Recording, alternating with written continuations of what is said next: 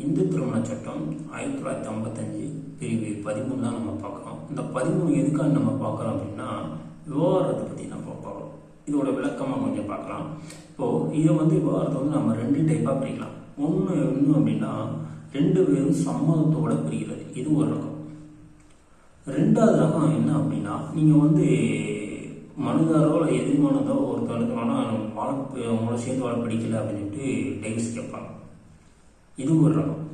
நீங்கள் முதல் ரகம் என்ன பண்ணுவாங்கன்னா, செக்ஷன் 13B ஃபைல் பண்ணி டேரெக்டாக பெரிய வாய்ப்புக்கு இது பண்ணுவாங்க, ப்ராசஸ் பண்ணுவாங்க. ஆனால் 2வது ரகம் செக்ஷன் 13 பண்ணுவாங்க. இந்த 13 சப்ளாஸ் 1 சப்ளாஸ் 2 இந்த ரேஞ்சில் அவங்க ஃபைல் பண்ணுவாங்க. அப்போது இந்த செக்ஷன் 13 நம்ம ஃபைல் பண்ணுறாங்கல்ல, சப்ளாஸ் 1 சப்ளாஸ் 2 ஃபைல் பண்ணுறாங்க. இவங்களோட நீங்கள் கோர்ட்டில் போய் பார்த்தா தெரியும், 2 பேருக்கும் வாக்குவாதம் நடந்துக்கிட்டே இருக்கும். எப்படின்னா, 2 வழக்கறிஞர்களுக்கும் நீங்கள் சொல்லவே வேணாம், மாற்றி மாற்றி. ஏன்னா 2 பேரும் சேர்ந்து வாழ்றக்காண்டி எவ்வளோ போராடுவானோ. அப்போ தான் நீங்கள் கோர்ட்டில் பார்த்தா தெரியும் இந்த வழக்கறிஞரோட கஷ்டங்கள்லாம். நீங்கள்லாம் சாதாரணமாக சொல்லுவீங்க, வழக்கறிஞர் சாதாரண இப்படி பண்ணுறாங்க அப்படி பண்ணுறாங்கன்னு. அந்த 2 பேரும் சேர்த்து வைக்கிற கஷ்டப்படுறது நீங்கள் நீதிமன்றத்தில் ஃபேமிலி கோர்ட்டில் பார்த்தா தான் தெரியும். ஏன்னா யாராவது ஒரு ஆள் தப்பு செஞ்சுருப்பாங்க, அந்த தப்பை இனிமேல் செய்ய மாட்டான் அப்படின்னு சொல்லி அதை திருத்தி அதை ரெக்கவர் பண்ணி அவங்க அனுப்பணும். சேர்த்து வைக்க எவ்வளவோ பாடு பண்ணுவாங்க. அதில் 2 பேரோட வாக்குவாதத்தை நீங்கள் பார்த்தீங்கன்னா தெரியும். ஏன்னா சொல்லுவாங்க, உங்கள் சைடு எவ்வளோ சேர்த்துவாங்க, அதுக்கடுத்து அவங்க சைடு ஆப்போசிட்டில் எவ்வளோ சேர்த்துவாங்க, 2 சைடு எத்தனை கிராஸ் பண்ணுவாங்க. இதெல்லாம் நிறைய மாற்றி மாற்றி பண்ணி இவங்க சைடில் வாதத்தை பார்த்தீங்கன்னா ஃபேமிலிக்குள்ளே தெரியும். ஆர்கியூமெண்ட் ஸ்டேஜ் அப்படின்னு ஃபேமிலிக்குள்ள மதியத்துக்கு மேலே வைப்பாங்க. ஏன் அப்படின்னா, நீங்களே அந்த ஃபேமிலிக்குள்ள நீங்கள் பார்த்தா தான் தெரியும், அவ்வளோ வாக்குவாதத்தால் தான் போயிட்டே இருக்கும். அவ்வளோ பொறுமையாக பார்த்தா கூட அந்த மைனூட்டு தான் நமக்கு எப்படிலாம் ஆர்கியூமெண்ட் பண்ணுறாங்க, அதை நம்ம எவ்வளோ ரெக்கவர் பண்ணி அவங்கள ஹேர் பண்ணுறாங்கன்னு அப்போ தான் உங்களுக்கே புரியும். அப்போ தான் ஒரு வழக்கறிஞரோட கஷ்டமே உங்களுக்கு டைரெக்டாக புரியும், இந்த மாதிரிலாம் இருக்குது அப்படின்னு. சரி, நீங்கள் டைவர்ஸ் கேட்குறீங்களே, டைவர்ஸ் எந்தெந்த காரணத்தெல்லாம் கொடுக்குறாங்க, எந்த செக்ஷனில் அவங்க இது அந்த சொல்லப்பட்டிருக்கு, அதை பற்றி நம்ம பார்க்கலாம். இப்போது செக்ஷன் பிரிவு என்ன வருதுன்னா, செக்ஷன் நம்ம 13 தான் நம்ம ஃபைல் பண்ணுறாங்க. இந்த 13 தான் சொல்லப்பட்டிருக்கு எந்தெந்த காரணத்தெல்லாம் நாங்கள் டைவர்ஸ் கொடுக்கலாம் அப்படின்னு. அப்போது அந்த 13 முதல்ல என்ன சொல்லுது அப்படின்னா, விவாகரத்தை பற்றி சொல்லுது. சரி, விபச்சாரத்தை பற்றி சொல்லுது. இந்த விபச்சாரத்தை பற்றி என்ன சொல்லுதுன்னா, முதல்ல ஒரு பையன் கல்யாணம் முடிச்சுப்பான். கல்யாணம் முடிச்சு அந்த பெண்ணு வேற ஒரு பையனோட தொடர்பில் இருக்கும். இப்போலாம் ஃபோன் வந்துருச்சு, எவ்வளோ காலம் எவ்வளோ போகிறோம் அப்படின்னு சொன்னால் அழிவு நோக்கி போயிட்டுனே சொல்ல முடியாது. எப்படி அந்த பையன் கஷ்டப்பட்டு ஒரு ஃபோன் அந்த பொண்ணுக்கு வாங்கி கொடுத்துருப்பான், இவன் கஷ்டப்பட்டு ஃபாரினில் சம்பாதிப்பான். ஆனால் அந்த பையன் என்ன பண்ணுவான் அப்படின்னா, கஷ்டப்பட்டு ரிட்டர்ன் திரும்பி வரும்போது பார்த்தா அந்த பொண்ணு வேற ஒரு பையனோட தொடர்பில் இருக்கும். ரொம்ப மனம் உடைஞ்சு எந்த சூழ்நிலை போவான்னு எப்படின்னே தெரியாது. இதனால ஒரு கட்டத்தில் அந்த பொண்ணோட நான் வாழவே பிடிக்கல அப்படின்னு சொல்லி டேரக்டாக டைவர்ஸுக்கு போயிருப்பாங்க. இது ஒரு ரகம். 2வது ரகம் என்ன அப்படின்னா, அந்த பையன் அல்லது பையனும் அந்த பொண்ணும் ஃபேமிலி 2 பேரும் சேர்ந்து வாழவே முடியாத அளவுக்கு 2 பேருக்கும் மென்டல் டார்ச்சர், இப்போ கொடுமை பண்ணிக்கிட்டே இருக்கிறது. எப்படின்னா, மன ரீதியாகவும் சரி, உடல் ரீதியாகவும் சரி, எல்லா வகையிலும் அப்படின்னா டார்ச்சர் பண்ணுறது. அதனால இந்த பொண்ணு ஒரு கட்டத்தில் இவனோட சேர்ந்து வாழவே முடியாது அப்படின்னு சொல்லிட்டு டைவர்ஸ் பண்ணுவாங்க. இது ஒரு ரகம். இன்னொரு ரகம் இருக்குது. என்ன ரகம் அப்படின்னா, இந்த பையன் கல்யாணம் முடிச்சுப்பான். கல்யாணம் முடிச்சு டேரெக்டாக ஃபாரின் சம்பாதிக்க குறைஞ்சிட்டு போயிடுவான். போயிட்டு அந்த பொண்ணுக்கு ஒரு வருமானத்தை கூட கையில் காசு கொடுக்குறது இல்லை. அந்த வருமானத்தை கூட எனக்கு கையில் காசு கொடுக்க மாட்டாங்க. இவன் போய் அங்கேயே உட்காந்துட்டு அந்த பொண்ணு ஏதோ ஒரு பொண்ணோட தொடர்புல பேசிகிட்டே இருப்பான். இந்த பொண்ணு சரி அனுப்புவோம் கடைசி வரும்போது தான் கொண்டு வரும் அப்படின்னு சொல்லிட்டு ஒரு கட்டத்தில் பொறுமையை இழந்துடும். இழப்புனா அந்த பொண்ணு வருமானத்துக்கு ஃபஸ்ட்டு அப்பா செய்கிறது ஏதோ கேட்டுக்கிட்டு அம்மாவுடைய வருமானத்தை ரன் பண்ணிக்கிட்டே போயிட்டு இருக்கும். ஆனால் அதையும் மீறி அந்த பையன் ஒரு லிமிட்டடை தாண்டி போகும்போது அந்த பொண்ணுக்கு பொறுமையை இழந்து டைரக்ட் டைவர்ஸ் இருக்கும். இது ஒரு ரகம். அப்படி இல்லை அப்படின்னா இன்னொரு ரகம் இருக்குது. என்ன ரகம் அப்படின்னா, அந்த பொண்ணுக்கோ அல்லது அந்த பையனுக்கோ உடம்பு ரீதியாக இழக்கணும்னா ரொம்ப நோயால் பாதிக்கப்பட்டு ரெக்கவர் பண்ணி வர முடியாத சூழ்நிலை கூட காரணம் இருக்குது. இதனால கூட டைவர்ஸ் கேட்பாங்க. இப்படிலாம் ஒரு காரணத்தினால கூட டைவர்ஸ் கேட்டு பெரிய இருக்குது. செக்ஷன் நிறையா சொல்லப்பட்டிருக்கு. செக்ஷன் 13 கீழே. சரி, நம்ம என்ன பண்ணுவோம்டா, மனு தாக்கல் செய்கிறாங்க. எங்கெல்லாம் தாக்கல் செய்யலாம், எந்த நீதிமன்றத்தை தாக்கல் செய்யலாம், அதை பற்றி நம்ம பார்க்கலாம். இப்போ நீங்கள் எந்த நீதிமன்றத்தை தாக்கல் செய்யணும்னா செக்ஷன் எதில் சொல்லுதுன்னா 19 சொல்லுது. இந்த 19 வந்து என்ன சொல்லுது அப்படின்னா, நீங்கள் வந்து எங்கே வசிக்கிறீங்களோ அந்த இடத்துல நீங்கள் டேரெக்டாக வந்து நீதிமன்றத்தை வந்து தாக்கல் செய்யலாம். இது ஒரு ரகம். ரெண்டாவது ரகம் அப்படின்னா, நீங்கள் டேரெக்டாக வந்து என்ன பண்ணுறதுன்னா, ஒரு எங்கே கணவரோட ஒரு மனைவியோட நீங்கள் வசிப்பீங்கல்ல, பூந்தோடு சொல்லுவாங்க, அங்கே நீங்கள் வசிக்கிற இடத்துல அங்கே கூட நீங்கள் டேரெக்டாக நீதிமன்றத்தை தாக்கல் செய்யலாம். இது ஒரு ரகம். இல்லை அப்படின்னா நீங்கள் வந்து ஒரு கோயிலில் போய் திருமணம் பண்ணியிருப்பீங்க. எடுத்துக்காட்டு சொல்கிறேன்னா, நீங்கள் வந்து சொந்த ஊர் வந்து மதுரையாக இருக்குது, கெட்டு கொடுத்த ஊர் வந்து சென்னையாக இருக்குன்னு வச்சுங்களேன். நீங்கள் வந்து டேரெக்டாக என்ன பண்ணணும்னா சென்னையில் கூட நீங்கள் வந்து தாக்கல் பண்ணலாம், டேரெக்டாக நீங்கள் மதுரையில் தாக்கல் பண்ணலாம். இன்றைக்கி ரெண்டுக்கு இடையில என்ன பண்ணுவீங்க, நீங்கள் எல்லாம் பொண்ணு ஊர்லேயே இருக்க மாட்டீங்க, அப்படின்னாட்டா பையன் ஊர்லேயே இருக்க மாட்டீங்க. டேரெக்டாக ஒரு வாடகை பிடிச்சி கோயம்புத்தூரில் இருக்குன்னு வச்சுங்களேன். நீங்கள் கோயம்புத்தூரில் வசித்து ஒரு இடத்த கூட நீங்கள் டேரெக்டாக வந்து ஃபைல் பண்ணலாம். இது ஒரு ரகம். சரி, இப்படிலாம் இருக்குல்ல. இதே மாதிரி வந்து சமரசமாகி பிரிகிறாங்க, இவங்கெல்லாம் எங்கெல்லாம் தாக்கல் பண்ணலாம் அப்படின்னு பார்க்கலாம். இதே சேம் தான், ரெண்டு பேருக்கும் மாற்றுக்கிறதே இல்லை. இவங்க டேரெக்டாக எங்கே வசிக்கிறாங்களோ அங்கே டேரெக்டாக வந்து தாக்கல் பண்ணி அவங்க வந்து டைவர்ஸ் கேட்டுக்கலாம். இதுக்கு வந்து அதே வந்து பையன் உள்ள இருக்கேன்னா பையன் உள்ள வந்து வசிக்கலாம், நீங்கள் எங்கே வசிக்கிறீங்களோ இது ரெண்டு சேம் தான். இதுவும் மாற்றுறது எதுவும் ஒன்றும் கிடையாது. அவ்வளோ டிஃப்ரென்ஸ் தான் இது வராது. என்ன நீங்கள் ரெண்டு பேருக்கும் வந்து சேர்ந்து வாழக்கூடிய தன்மை இந்த அப்படின்னா சமரசமாக போகிறீங்க அப்படின்னா, பிரிஞ்சு வாழ்றீங்க அப்படின்னா கேஸ் டக்குன்னு ஃபைனலாக மூவ் ஆகும். அப்படி இல்லை அப்படின்னா ரெண்டு பேரும் சேர்ந்து வாழக்குள்ள நீயா நானா போட்டு போகிறீங்கன்னா கொஞ்சம் இழுத்துடிக்கும். இவ்வளோதான் டிஃப்ரெண்ட்டாக உடைய ரெண்டு பேருக்கும் மாற்றுறது எதுவும் வராது. சரி, இப்போ ரெண்டு பேரும் சமரசமாகி பிரிஞ்சு போகிறீங்களே, அப்போ அந்த பிரிஞ்சு போகும்போது என்னென்ன மாதிரிலாம் அவங்க கேட்பாங்க அப்படின்னு பார்க்கணும்ல. அப்போ ரெண்டு பேரும் சமத்துவம் நீங்கள் பிரிஞ்சு போவீங்க அப்படின்னா கைப்பட எழுதக்கூடிய கடிதம், அந்த கடிதத்தில் நீங்கள் ரெண்டு பேரும் சைன் பண்ணணும். இதுவும் இது வந்து ரெண்டாவது ஃபார்மலி கோர்ட்டில் டைரெக்டாக நீங்கள் வந்து எங்கே வசிக்கிறீங்களோ அல்லது எங்கே இருக்கீங்களோ அந்த நீதிமன்றத்தில் அந்த இடத்துல நீங்கள் ஃபைலை வந்து தாக்கல் பண்ணணும். அது வந்து ஒரு வழக்கறிஞருமாக நீங்கள் தாக்கல் பண்ணணும். இதுக்கு எடுத்து என்ன பண்ணணும்னா உங்களுக்கு ஒரு 6 மாதம் டைம் கொடுப்பாங்க. இந்த 6 மாதம் இடையில அப்படி என்ன பண்ணுவாங்க அப்படின்னா, ஒரு சமரச சென்டர் அவர் ரெண்டு பேரும் பேச்சுவார்த்தை சேர்த்து வைக்க முடியுமா அப்படின்னு சொல்லிட்டு ரெண்டு வழக்கறிஞரும் பாடுபடுவாங்க. அதான் சொல்லல, வழக்கறிஞர் ரெண்டு பேரையும் சேர்த்து வைக்கிற எவ்வளவோ பாடுபடுவாங்க. இதுக்கு முன்துணை யார் இருப்பாங்கன்னா நீதிபதிகள் இருப்பாங்க. இவங்களோட எப்படி சொல்றா, ரெண்டுடைய உங்க சைடு வழக்கறிஞரும் ஆப்போசிட் வழக்கறிஞருக்கும் இடையில வந்து நடுவில் யாருன்னா நீதிபதி இருப்பாங்க. நீதிபதிகள் இவங்களுடைய அடிப்படையில் தான் நீங்கள் வந்து ரெண்டு பேரும் சேர்ந்து வைக்கிறதுக்கு நிறைய பாடுபடுவாங்க. இதையும் தாண்டி தான் உங்களுக்கு டைவர்ஸ் ஆகும். சரி, இதெல்லாம் முடிஞ்சுல.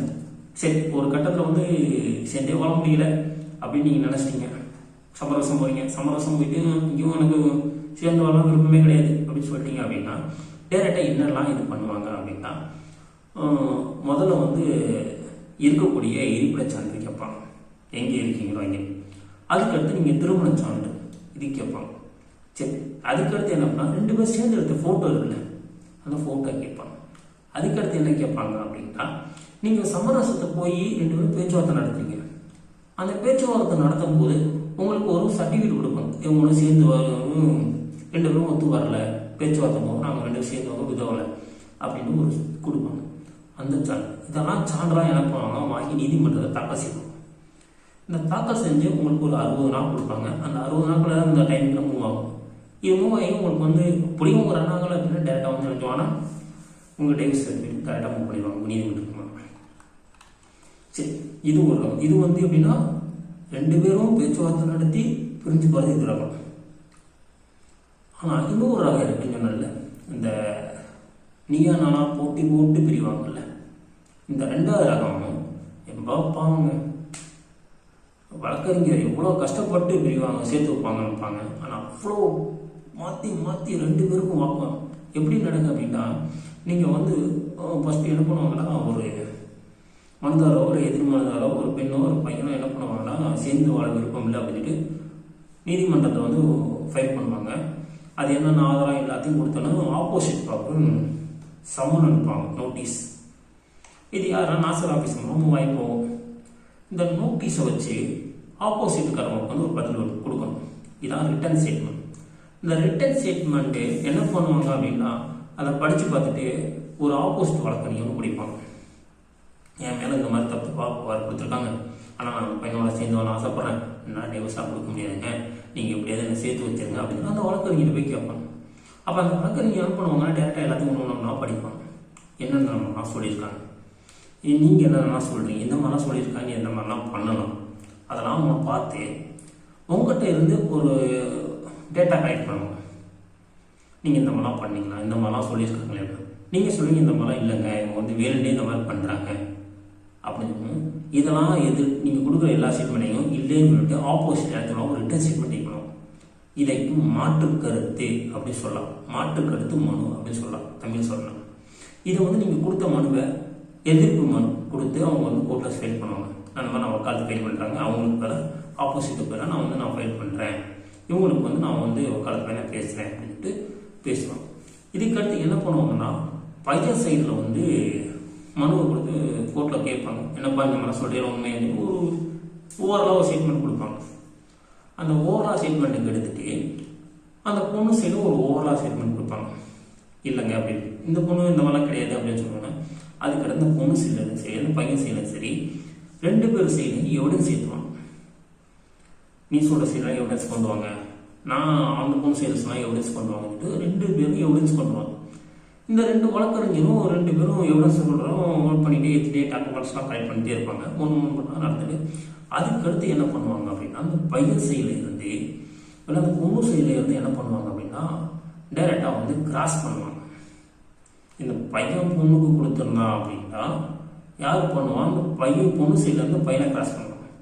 இல்லை அந்த பொண்ணு கொடுத்துருந்தா அப்படின்னா கரெக்டாக அந்த பொண்ணுக்கெல்லாம் பையன் சைட்லேருந்து இந்த பையன் சைட்லேருந்து பொண்ணு ஆப்போசிட்டில் இது பண்ணுவாங்க. இந்த சைடு கிராஸ் பண்ணுவாங்க. 2 சைடும் மாற்றி கிராஸ் பண்ணி இந்த 2 வழக்கறிஞரும் என்ன பண்ணுவாங்க, எப்படியாவது சேர்த்து வைக்கணும் இது பண்ணுவாங்க. ஏன்னா பிரித்து வைக்கணும் எந்த நீதிமன்றத்துலேயும் சரி எந்த ஊர்லேயும் சேர்த்து வைக்கணும் தான் ஆசைப்படுவாங்களே, பிரித்து வைக்கணும்னு ஆசைப்பட மாட்டாங்க. அப்படி இருந்தும் நிறைய டாக்குமெண்ட்ஸ்லாம் வாங்குவாங்க. ஆனால் இவங்களோட வாழ்க்கைக்கு வந்து ஒரு ஆதாரத்தை வந்து நிறுத்தி எப்படியா சேர்த்துடணும் அப்படின்னு நினைக்கும் போது தான் இவங்களுக்குள்ள 2 வாக்குவாதம்லாம் போயிட்டு முடிய ஒரு யூகோ ப்ராசஸ் தான் சொல்ல போனான். அவன் சொல்லிட்டானே இவனோட நான் சேர்ந்து வாழணும், எனக்கு அவனோட சேர்ந்து வாழ பிடிக்கல. இந்த ஏன்னா முந்தைய காலத்துலலாம் மக்களுக்கு வந்து எவ்வளவோ இருந்திருக்காங்க, கோர்ட்டு சைடு நிறைய பேர் போனதில்லை. ஆனால் இப்போது சாதாரண அடிச்சிட்டாங்க அப்படின்னா உடனே நான் டைவர்ஸ் கேட்க போகிறேன் அப்படின்னு சொல்லி புரிஞ்சுறாங்க. எங்கள் கேஸில் கூட ஒரு கேஸ் வந்துச்சு. என்ன கேஸ் அப்படின்னா அந்த கேஸ் எப்படி சொல்கிறேன்னா ஈஸியாக சொல்கிறேன்னா சிம்பிளாக அந்த பையன் வந்து ஒரு டிரைவர் வண்டி ஓட்டுற பையன், இந்த பொண்ணு வந்து ஒரு கஷ்டப்பட்ட ஃபேமிலி கூட. இந்த கஷ்டப்பட்டு எனக்கு வண்டி ஓட்டு தான் டெய்லியும் காலையில் 5 மணிக்கு போயிடுவான். இந்த பையன் வந்து எனக்கும் அந்த பையன் சைடு எப்படின்னா ரப்பா ஒரு பையன் இந்த பையன். ஏன்னா அந்த பையன் வந்து 2வது பையன் லாஸ்ட்டாக ஒரு பையன் இருக்கான். இந்த 2வது பையனுக்கு வந்து மூத்த பேர் தான் கல்யாணம் நடக்குது, 2வது லாஸ்ட்டாக. இப்படி இருக்கும்போது அம்மா தான் சமையல் தான் ஆகிட்டே இருக்குமா. அப்போது சமையல் ஆக்கி அப்பா 5 மணிக்கெலாம் வேலைக்கு போயிடுவார். ஏன்டா அவங்க அப்பா வந்து மீன் பிடிக்கிற மாதிரி சொன்னாங்க. அந்த இதில் ஸ்டேட்மெண்ட் அப்படி தான் இருந்துச்சு. ஆனால் அந்த பையன் வந்து டிரைவர் வண்டி ஓட்டுவாங்க. 2 பேரும் மொத்தமே ஃபேமிலி கவர்மெண்ட்டாக அப்பா மட்டும் மீன் பிடிக்க போயிடுவார். இந்த 2 பசங்களும் என்ன பண்ணுவாங்கன்னா வண்டி ஓட்டுறாங்க. இந்த பையன் ஒரு 6 மணிக்கு மேலே போகும்போது அவங்க அம்மா எனக்குன்னா வேற ஒரு பேர் பாத்திரம் எது வேலை பார்க்கறதுக்கு போவாங்க போல. இப்போ இந்த பொண்ணு வந்து என்ன சும்மாதே இப்போ பார்த்து செல் நோட்டிட்டு இருக்கான். ஒரு நாள் இந்த பையன் கல்யாணம் முடிச்ச பையன் போய் டேரெக்டாக என்ன கேட்டுருக்கான், எங்க நீங்கள் வந்து எப்பா நீ என்ன பண்ண அப்படின்னா அம்மா தான் வேலை பார்க்குறாங்கல்ல, நீ கூட மன என் வேலை பார்த்தாங்கன்னா அப்படின்னு கேட்கும்போது இந்த பொண்ணுக்கு என்ன நினச்சிச்சுனே தெரியல. டேரெக்டாக வந்து என்னையோ வேலை பார்க்க வச்சிட்டீங்க, நான் இனிமேல் நான் உங்களோட வாழ பிடிக்கிறேன், நான் டைவர்ஸ் கேட்குறேன் அப்படின்ட்டு ஒரு சாதாரண ஒரு ஃபோனை பிடுங்கி போட்டால் தான் பிரச்சனைங்க. நீ இன்னும் எனக்கு என் பேர் சந்தேகத்தில் பேரையா நீ இந்த ஃபோனை பிடிங்கி போட்ட அப்படின்ட்டு ஒரு வாக்குவாதம் பண்ணி தான் இந்த மாதிரி ஒரு கேஸ் போயிட்டு இருக்கு எங்கள் ஆஃபீஸில். ஸோ இந்த மாதிரிலாம் ஒரு ஈகோ ப்ராசஸ்லாம் நிறையா பேர் டைவர்ஸே போயிட்டு இருக்கு. அந்த காலத்தில் அந்த மாதிரிலாம் கிடையாது. ஏன்டா ஒரு விட்டு கொடுத்த பன்மை அந்த காலத்தில் நிறைய இருந்துச்சு. ஆனால் இந்த காலத்தில் அந்த மாதிரி ஈகோ தான் போகுது ஒழிய விட்டு கொடுத்த பன்மை வந்து இந்த காலத்தில் கிடையவே கிடையாது. ஸோ நீங்கள் வந்து டைவர்ஸ் கேட்குறீங்க அப்படின்னா முக்கியமான காரணம் இருக்குது அப்படின்னு நீங்கள் தாராளமாக டைவர்ஸ் கேட்கலாம். ஏன்னா இது வந்து சுதந்திர இந்தியா, 2 பேரும் சுதந்திரமாக தான் வாழணும். யாருக்கும் இது கிடையாது, அடிமை கிடையாது. அப்படி இருக்கும்போது ஆனால் அந்த விட்டு கொடுத்த பன்மை வந்து பெருமையான நினைக்கிறேன் நான். ஏன்னா 2 பேரும் நீங்கள் விட்டு கொடுத்து போகிறதுனால சாதாரண விஷயத்தை நீங்கள் விட்டு கொடுக்குற விஷயத்தை கூட பிற்காலத்தில் உங்களுக்கு எவ்வளோ பயனுள்ளதாக இருக்கணும் பின்னாடி உங்களுக்கே தான் புரியும். அதனால் நீங்கள் வந்து விட்டு கொடுக்குற தன்மையை வளர்த்துக்குங்க. டைவர்ஷன் போகிறது வந்து ஒரு கட்டமாக இருந்தாலும் அதுக்கு தகுந்த காரணங்கள் ரொம்ப முக்கியம். அந்த காரணத்துக்கு சாட்சியத்துக்காண்டி காரணத்தை தேடாதீங்க. அப்படின்னா எப்படி சொல்றதுன்னா, வேணுடைய இப்போ நான் அவனோட பிரிஞ்சு வாரக்காண்டி வேணுடைய ஒரு பொய்யான ஒரு சாட்சி இது தேடுவீங்க. என்ன காரணம் கிடைக்கும் அவன்கிட்ட நம்ம வந்து டைவர்ஸ் கேட்டுக்கலாம் அப்படின்னு சொல்லிட்டு தேடாம அவங்களோட சேர்ந்து வாழ்றதுக்கு என்னென்ன வழிகளாக இருக்கு நீ தேடினீங்கன்னா உங்கள் லைஃப்ல மேலும் எதுதான் நீங்கள் இழந்தீங்களோ அதெல்லாம் நீங்கள் தாராளமாக கிடைக்கிறதுக்கு நிறைய வாய்ப்புகள் அமையும். ஏன்னா சப்போஸ் கிடைக்காத பட்சத்து கூட உங்கள் சைடில் ஆப்போசிட்லேருந்து உங்கள் சூழ்நிலையை புரிஞ்சு கொண்டு உங்களுக்கு சப்போர்ட்டிவாக தான் நிறைய பேர் வாழ்வாங்க முடியும்.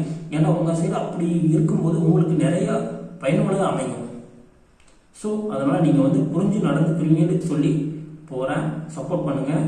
உங்களுக்கு ஏதாவது வீடியோவில் உங்களுக்கு ஏதாவது சண்டை இருந்துச்சு அப்படின்னா சட்டத்துப்படி உங்களுக்கு ஏதாவது